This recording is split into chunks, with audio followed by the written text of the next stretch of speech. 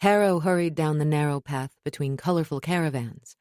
Lifting a hand to her chest, she curled her fingers into the fabric of her warm cloak, feeling her heart race beneath her grip.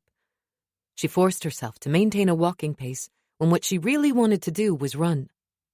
Across the fairgrounds, friendly chatter brightened the morning. The laborers were already busy setting up the big top, pounding pegs into the earth with heavy mallets. Encircling the bustling grounds and the surrounding town of Bierstadt, snow-capped mountains framed the clear sky. Though the air was cool, the sun's rays brought a welcome warmth. Harrow stayed huddled in her cloak, however. Inside, her blood ran cold. In just a few days, the setup would be complete, and the extravagance of Salazar's incredible elemental circus would come fully alive. The enchanted lights would glow in the big top and down the rows of caravans and tents, where mysterious, hidden side attractions awaited, Harrow's fortune-telling booth included.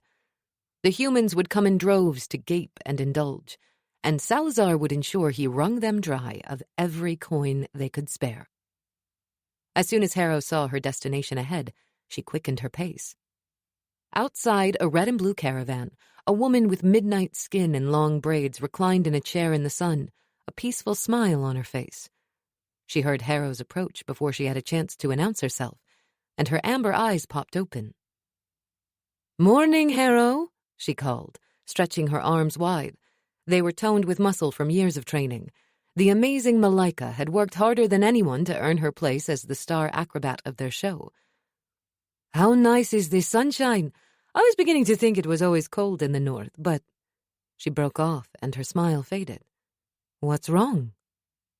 Harrow and Malika had been close friends for decades, and she wasn't surprised Malika had sensed something was amiss with a single glance. "I woke up with this terrible feeling, Mal," Harrow said without preamble, "and I think there might be trouble coming. But when I did my scrying ritual, I didn't see any—" Malika stood suddenly, glancing around to check they were alone. "Why don't we go inside to talk?" If Harrow had been thinking clearer, she would have done the same before speaking. She knew she shouldn't talk openly about her gifts where there was a risk of being overheard. She couldn't afford to let anything slip about her true nature. With a gentle hand, Mal led her toward the narrow door of her caravan.